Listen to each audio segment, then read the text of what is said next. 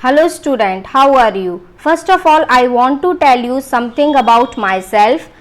My name is Ishika, graduation BA Honours University of Delhi, post graduation MA Honours JNU. I have been teaching since 2012. I am working as full-time educator and motivational speaker. I hope you like my teaching style and try to get more from me. I will try to teach you as good as possible.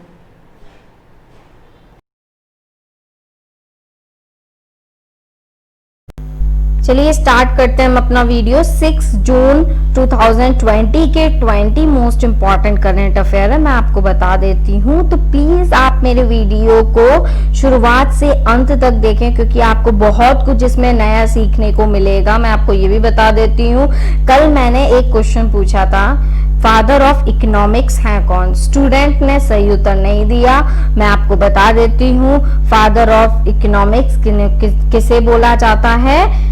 Adam Smith को। क्या नाम है? Adam Smith को father of economics बोला जाता है। ठीक है, चलिए स्टार्ट करते हैं अब हम अपना वीडियो। शुरुआत करने से पहले मैं ये भी बता देती हूँ, मैं जीएस का अंत में एक क्वेश्चन पूछती हूँ और जो स्टूडेंट उस क्वेश्चन का सही उत्तर देगा मैं उसका नाम अपने अगले वीडियो में लेती हूँ। तो चलिए स्टार्ट करते हैं और देखते हैं कौन है स्टूडेंट वो जो सही उत्तर दे पाते हैं। कमेंट बॉक्स में आपको कमेंट करना है और आप बताइएगा मुझको कोई नया वीडियो आपको लाना है या फिर आप चाहते हैं मैं कौन सा वीडियो लाऊं, कौन से सब्जेक्ट पे लाऊं, मैं आपके लिए लाऊंगी। ठीक है, चलिए स्टार्ट करते हैं। हाल ही में केंद्र सरकार ने जल जीवन मिशन के तहत किस राज्य को 1832 करोड़ रुपए आवंटित किए हैं?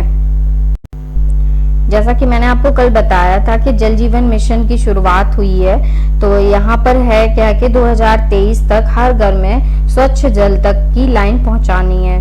तो फिर अब ये जो क्वेश्चन है कि केंद्र सरकार ने हाल ही में जल जीवन मिशन के तहत किस राज्य को 1832 करोड़ रुपए आवंटित किए हैं? तो बिहार राज्य सरकार को केंद्र सरकार ने जल जीवन मिशन के तहत 1832 करोड़ आवंटित किए हैं। आपको मैं ये भी बता देती हूँ कि कल जो किए थे वो राजस्थान को किए थे और उससे पहले 455 करोड़ किए थे वो छत्तीसगढ़ को किए थे। ऐसे ही किए जा रहे हैं क्योंकि हर घर में अब जल की व्यवस्था होनी चाहिए, स्वच्छ जल की। ठीक है, चलिए अगले प्रश्न की ओर बढ़ते हैं। मोस्ट इम्पॉर्टेंट क्वेश्चन है, मैं आप ही से बोलती हूँ कि प्लीज आप इसको नोट डाउन करते रहिएगा क्योंकि जब आप अपनी लैंग्वेज में लिखते हैं और अपने नोटबुक में लिखते हैं तो आप वो जल्दी याद कर पाते हैं, रिवीजन अच्छे से हो पाता है और बार बार रिवाइज करिएगा हर चीज को। चलिए स्टार्ट करते हैं। हाल ही में एसबीआई के नए प्रबंध निदेशक के रूप में किसे नियुक्त किया गया है? तो एसबीआई के नए प्रबंध निदेशक के रूप में अश्वनी भाटिया को नियुक्त किया गया है। किसे? क्या नाम है? अश्वनी भाटिया। ठीक है, चलिए अगले प्रश्न की ओर बढ़ते हैं। विश्व पर्यावरण दिवस 2020 की थीम क्या है? तो अभी कल कि क्या 5 जून थी और 5 जून को था क्या विश्व पर्यावरण दिवस, हर साल मनाया जाता है। तो इसकी थीम बहुत इंपॉर्टेंट होती है, एग्जाम में थीम पूछी जाती है। तो थीम क्या है? बायोडाइवर्सिटी। बायोडाइवर्सिटी है विश्व पर्यावरण दिवस की, वर्ल्ड एनवायरनमेंट डे की थीम है। ठीक है, बायोडाइवर्सिटी। चलिए नेक्स्ट क्वेश्चन की ओर बढ़ते हैं। नेक्स्ट है हमारा, किस भारतीय ने 2020 राष्ट्रमंडल लघु कथा पुरस्कार में एशिया के लिए क्षेत्रीय पुरस्कार जीता है? तो कृतिका पांडे ने 2020 राष्ट्रमंडल लघु कथा पुरस्कार में एशिया के लिए कॉमनवेल्थ शॉर्ट स्टोरी प्राइज जीता है। क्या नाम है? कृतिका पांडे। चलिए अगले प्रश्न की ओर बढ़ते हैं।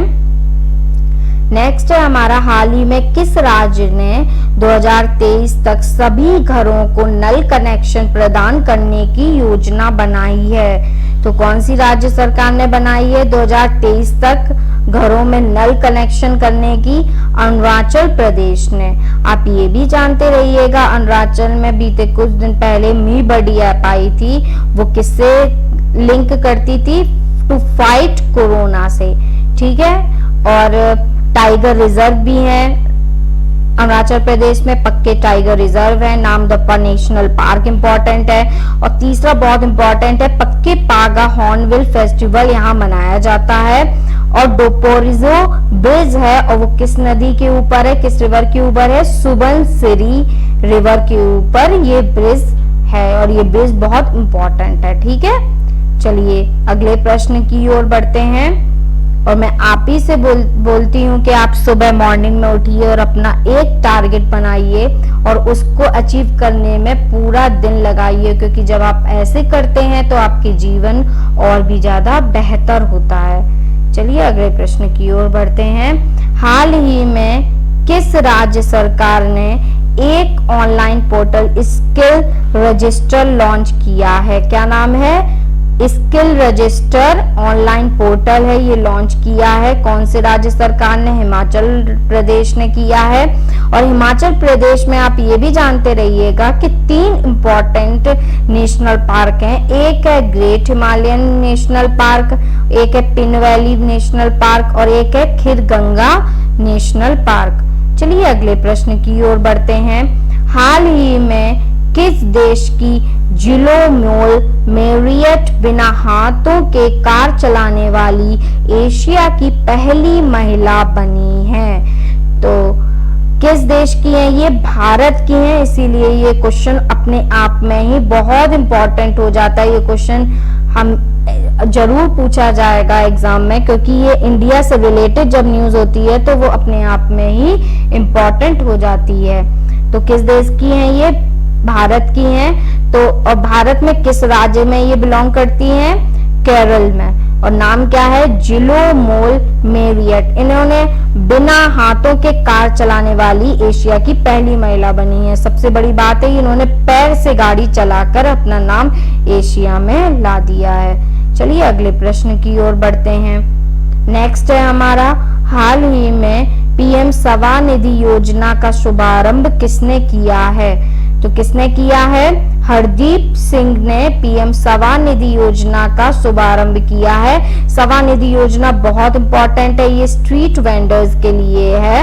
और इनको क्या करना है? इनको सरकार, दरअसल कोरोना में सबसे ज्यादा नुकसान स्ट्रीट वेंडर्स का हुआ है, तो पीएम स्वनिधि योजना आई है इनकी मदद करने के लिए। इसमें लोन दिया जाएगा 10,000 रुपए स्ट्रीट वेंडर्स को, और वो उनको 1 साल में चुकाना होगा, ठीक है। चलिए आप इससे जुड़े जब तात्पर्य अच्छे से समझ लेते हैं तो आपके प्रश्न आसान हो जाते हैं। चलिए अगले प्रश्न की ओर बढ़ते हैं। केंद्र सरकार ने वंदे भारत मिशन के तहत लौटने वाले नागरिकों के कौशल मानचित्रण अभ्यास का संचालन करने के लिए कौन सी पहल शुरू की है? बहुत इंपॉर्टेंट बात है, क्योंकि जो लोग विदेश से आए हैं उनके लिए ये कौशल मानचित्रण अभ्यास लाया गया है। और ये किस, देखिए ये भी क्वेश्चन पूछा जाता है कि जो नागरिक विदेश से आए हैं उनके लिए कौन सा मिशन जो अभी लॉन्च किया गया था कोरोना वायरस पीरियड में, क्या था? वंदे भारत मिशन के तहत इनको लाया गया है इंडिया में वापस।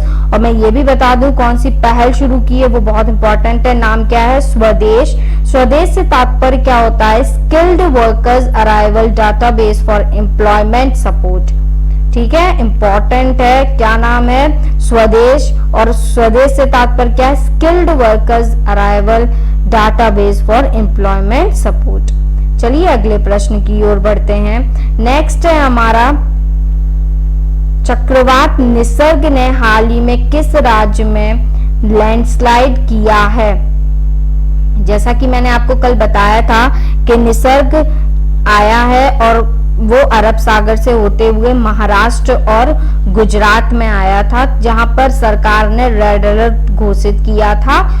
तो उन एरिया में रेड अलर्ट घोषित था। तो ये पूछा गया है लैंडस्लाइड कहाँ है आई है? तो कहां पर आई है निसर्ग की वजह से? महाराष्ट्र में। आप ये भी जानते रहिएगा कि निसर्ग का नाम किसने दिया है? बांग्लादेश ने। और बीते कुछ दिन पहले अभी अम्फान भी आया था जो उड़ीसा और वेस्ट बंगाल को प्रभावित किया था, तो उसका नाम अम्फान किसने नाम दिया था? बहुत इंपॉर्टेंट क्वेश्चन है, थाईलैंड ने दिया था। किसने? थाईलैंड ने। चलिए अगले प्रश्न की ओर बढ़ते हैं। आप प्लीज मेरे क्वेश्चन और आंसर को सीरियसली लीजिए और कॉपी में नोट डाउन करके इनको रिवाइज करिए, क्योंकि आप जितना रिवाइज करेंगे उतने ये अच्छी तरह से आप कर पाएंगे एग्जाम में। चलिए स्टार्ट करते हैं। ओमान के सलाह में एडन की खाड़ी मतलब गल्फ ऑफ एडन में गश्त करने के लिए कौन सा भारतीय विमान तैनात है? तो ओमान के सलाला से गल्फ ऑफ एडन की में गश्त करने के लिए कौन सा भारतीय विमान तैनात है? क्या नाम है? पीट 81। और वो है क्या? समुद्री डकैती रोकने के लिए ये लाया गया है। चलिए अगले प्रश्न की ओर बढ़ते हैं। मोस्ट इंपॉर्टेंट क्वेश्चन है, क्या है? किसने 1 year of Modi 2.0 toward A self reliant India E booklet का विमोचन किया है? तो किसने किया है? सूचना मंत्रालय ने। किसने किया है? सूचना मंत्रालय ने 1 year of Modi 2.0 towards a self reliant India E booklet का विमोचन किया है। चलिए अगले प्रश्न की ओर बढ़ते हैं। ये बहुत मोस्ट इंपॉर्टेंट क्वेश्चन है, क्योंकि ये नाम चेंज करके जब बदलते हैं तो वो क्वेश्चन अपने आप ही इंपॉर्टेंट हो जाता है। जैसे हाल ही में कोलकाता पोर्ट ट्रस्ट का नाम बदलकर किस नाम पर रखा गया है? तो किस नाम पर रखा गया है? श्यामा प्रसाद मुखर्जी के नाम पर कोलकाता पोर्ट ट्रस्ट का नाम बदल के रखा गया है।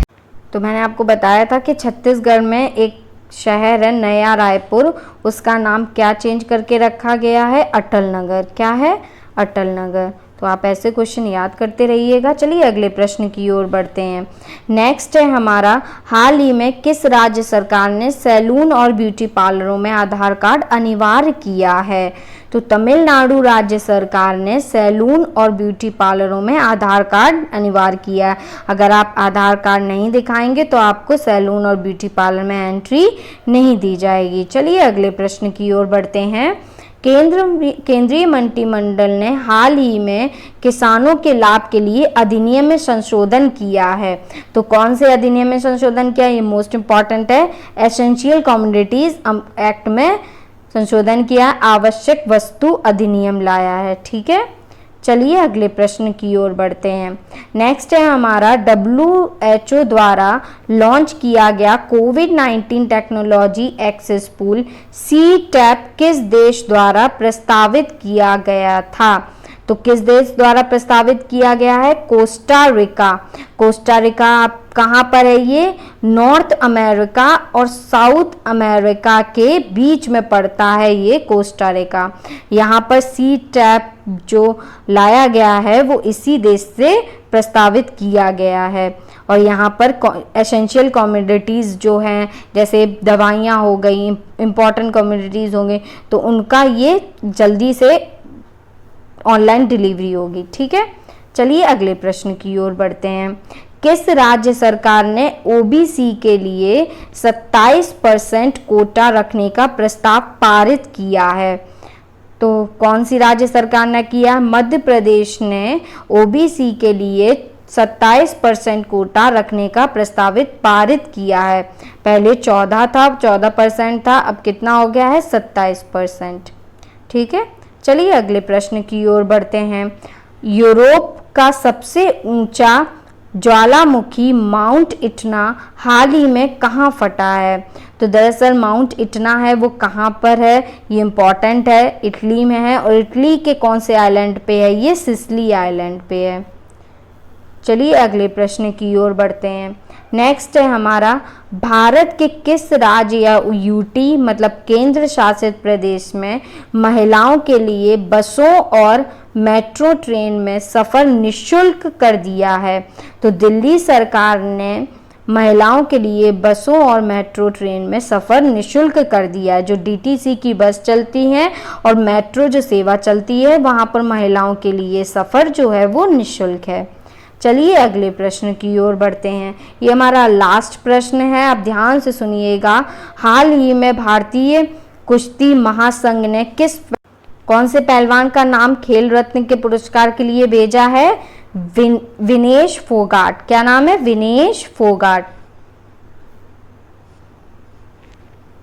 चलिए, अगर आपको मेरा वीडियो अच्छा लग रहा है तो आप प्लीज़ लाइक करिएगा और दोस्तों में शेयर करिए और सब्सक्राइब करिए। और आज का हमारा जो जीएस का क्वेश्चन है वो है, कॉन्स्टिट्यूशनल अमेंडमेंट एक्ट कौन से आर्टिकल में आता है? आप मुझे ये कमेंट बॉक्स में कमेंट करके बताइए और जो स्टूडेंट सही उत्तर देगा उसका नाम मैं अगले वीडियो में लूँगी।